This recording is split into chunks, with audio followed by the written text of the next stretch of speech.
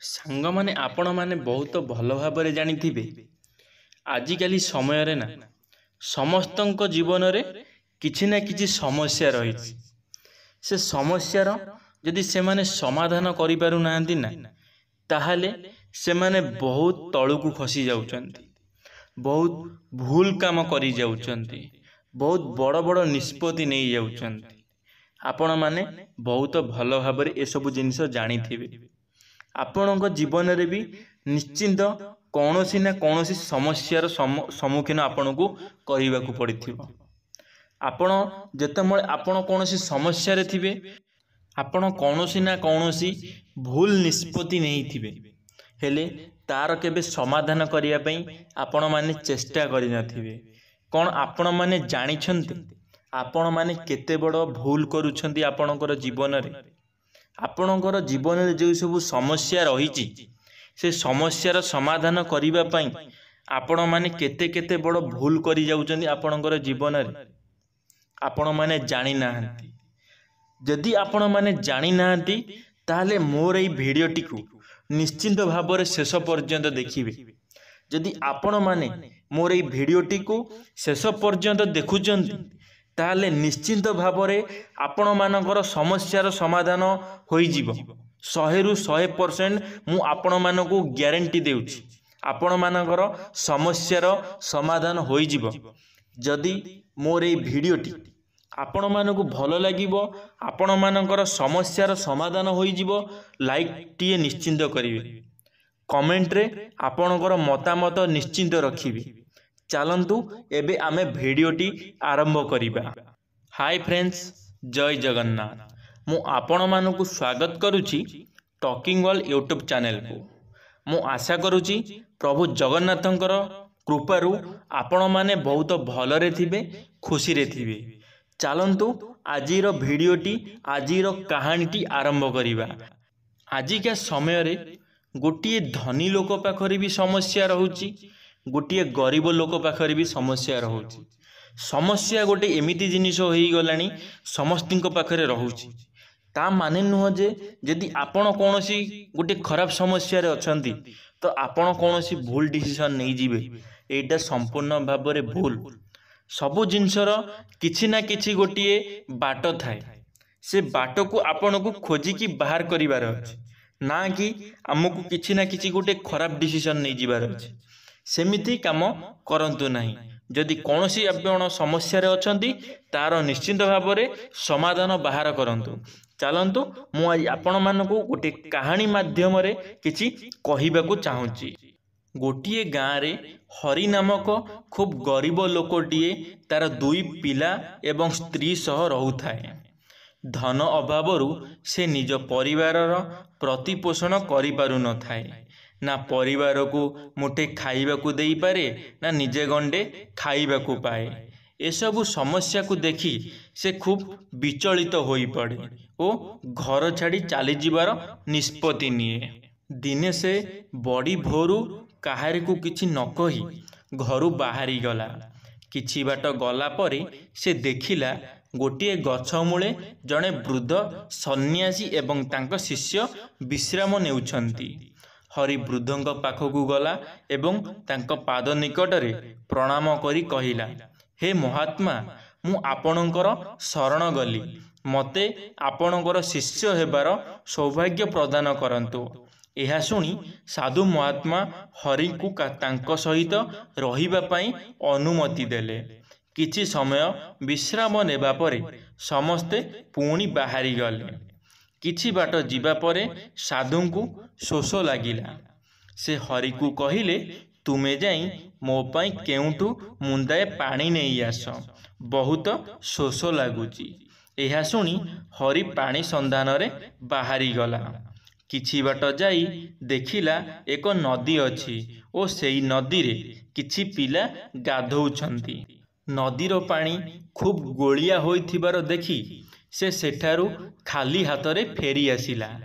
ସାଧୁ ହରିଙ୍କୁ ଖାଲି ହାତରେ ଫେରି ଆସିବାର ଦେଖି ତାର କାରଣ ପଚାରିବାକୁ ହରି କହିଲା, ଗୁରୁଦେବ, ସେ ନଦୀରେ କିଛି ପିଲା ଗାଧୋଉଥିବାରୁ ନଦୀର ପାଣି ଅପରିଷ୍କାର ହୋଇଯାଇଥିଲା।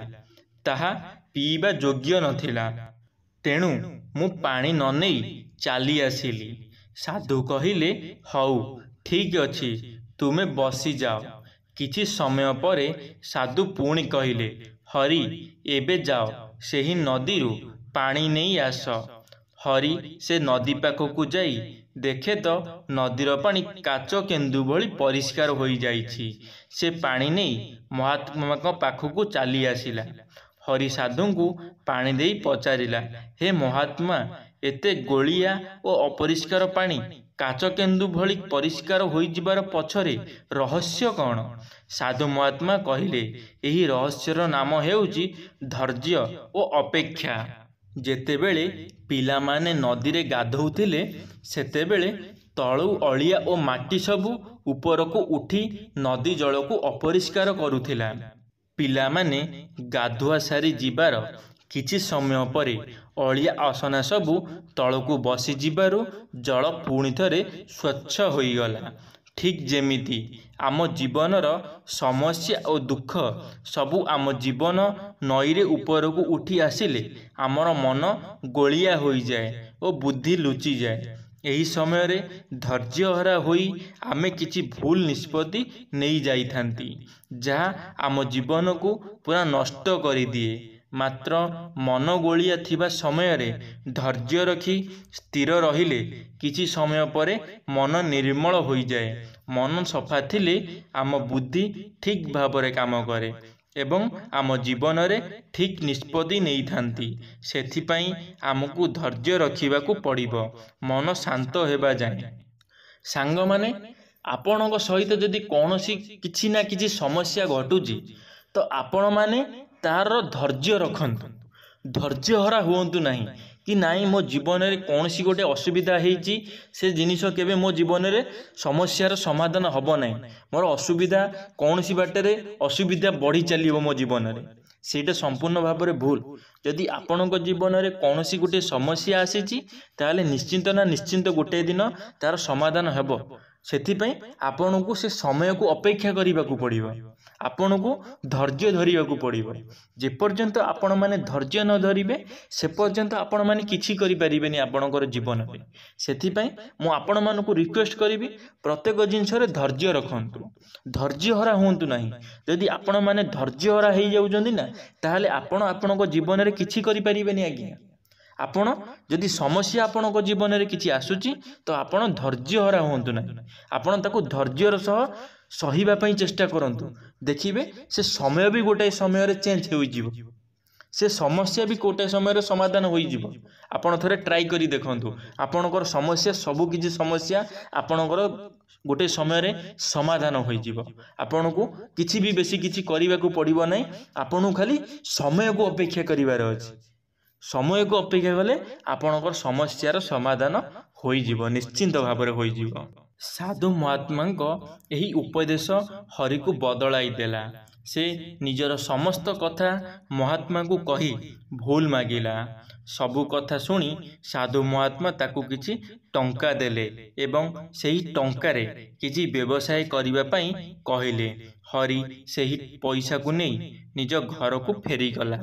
ଧୈର୍ଯ୍ୟର ସହିତ ବୁଦ୍ଧି ଖଟାଇ ବ୍ୟବସାୟ କଲା ଏବଂ ଖୁବ୍ କମ୍ ଦିନରେ ମଧ୍ୟ ଅନେକ ଉନ୍ନତି କରିପାରିଲା। ସାଧୁ ମହାତ୍ମାଙ୍କ ଉପଦେଶ ହରି ପାଇଁ ବରଦାନ ସଦୃଶ କାମ କଲା। ଦେଖନ୍ତୁ ସାଙ୍ଗମାନେ, ଯଦି ଆପଣମାନେ କୌଣସି ବି ସମସ୍ୟାରେ ଅଛନ୍ତି ତାହେଲେ ଆପଣମାନେ ଆପଣଙ୍କର ପରିବାର ଭିତରେ ବସି ସେ ସମସ୍ୟାର ସମାଧାନ କରିବା ପାଇଁ ଚେଷ୍ଟା କରନ୍ତୁ, ନା କି ଘର ପରିବାର ଭିତରେ କାହାକୁ କିଛି ନ ଜଣେଇ ଘର ଛାଡ଼ି ଚାଲି ଯାଆନ୍ତୁ ନାହିଁ। ଯଦି ଆପଣମାନେ କାହାକୁ କିଛି ନ ଜଣେଇ ଘରୁ ଗୋଡ଼ କାଢ଼ି ଚାଲି ଯାଉଛନ୍ତି ତାହେଲେ ଆପଣଙ୍କର ଘର ପରିବାରଙ୍କର ସମସ୍ୟା ବଢ଼ିଯିବ। ଆପଣ ତ ସମସ୍ୟାରେ ରହି ଆପଣ ଘରୁ ବାହାରି ଚାଲିଗଲେ, କିନ୍ତୁ ଆପଣ ଆପଣଙ୍କର ସମସ୍ୟାକୁ ଘର ଲୋକଙ୍କୁ ଦେଇକିରି ଗଲେ, ନା କି ଆପଣଙ୍କର ସମସ୍ୟା ଆପଣ ଆପଣଙ୍କ ସାଥିରେ ନେଇକି ଗଲେ। କାହିଁକି ନା ସେମାନେ ଚିନ୍ତାରେ ରହିବେ, ଟେନସନରେ ରହିବେ କି ତମେ ଗଲ କୁଆଡ଼େ, ତମେ କେମିତି ଅଛ, ଭଲରେ ଅଛ କି ମନ୍ଦରେ ଅଛ, ଏ ଟେନସନରେ ସେ ପ୍ରତ୍ୟେକ ସମୟରେ ରହିବେ। ସେଥିପାଇଁ ଆପଣ ଏମିତି କାମ କରନ୍ତୁ ନାହିଁ ଯାହାଦ୍ୱାରା କି ଆପଣଙ୍କର ପରିବାର କି ଆପଣ ଫ୍ୟାମିଲି ମେମ୍ବର୍ସ ମାନେ ସମସ୍ୟାର ସମାଧାନ କରିବାକୁ ପଡ଼ିବ ସେମାନଙ୍କୁ। ଏହି କାହାଣୀରୁ ଆମେ ଏହି କଥା ଶିଖିଲେ ଯେ ଜୀବନରେ କୌଣସି ବି ସମସ୍ୟା ଆସିଲେ ଯଦି ଆମେ ଧୈର୍ଯ୍ୟର ସହ ଶାନ୍ତ ମନରେ ତାକୁ ସମାଧାନ କରିବା ତାହେଲେ ସବୁ କିଛି ଠିକ୍ ହୋଇଯିବ। ଭିଡ଼ିଓଟି ଶେଷ ପର୍ଯ୍ୟନ୍ତ ଦେଖିଥିବାରୁ ଆପଣମାନଙ୍କୁ ଅଶେଷ ଅଶେଷ ଧନ୍ୟବାଦ। ଆପଣମାନଙ୍କୁ ଯଦି ମୋର এই ଭିଡ଼ିଓଟି ଭଲ ଲାଗିଥିବ ଲାଇକ୍ କରିବେ, ସାଙ୍ଗମାନଙ୍କ ମଧ୍ୟରେ ସେୟାର କରିବେ, କମେଣ୍ଟରେ ନିଶ୍ଚିନ୍ତ ଆପଣମାନଙ୍କର ମତାମତ ରଖିବେ। ଯଦି ଆପଣମାନେ ମୋ ଚ୍ୟାନେଲରେ ପ୍ରଥମ ଥର ପାଇଁ ମୋ ଟକିଂ ୱାର୍ଲ୍ଡ ୟୁଟ୍ୟୁବ ଚ୍ୟାନେଲକୁ ସବସ୍କ୍ରାଇବ୍ କରି ବେଲ୍ ଆଇକନ୍କୁ ଅଲ୍ରେ କ୍ଲିକ୍ କରିବାକୁ ଭୁଲିବେ ନାହିଁ। ଯଦି ଆପଣମାନେ କିଛି ଜାଣିବା ପାଇଁ ଚାହୁଁଛନ୍ତି, ଯଦି ଆପଣମାନେ ଆପଣଙ୍କର ଜୀବନକୁ ବଦଳାଇବା ପାଇଁ ଚାହୁଁଛନ୍ତି ତାହେଲେ ନିଶ୍ଚିନ୍ତ ସବସ୍କ୍ରାଇବ୍ କରିବାକୁ ଭୁଲିବେ ନାହିଁ। ଧନ୍ୟବାଦ। ଜୟ ଜଗନ୍ନାଥ।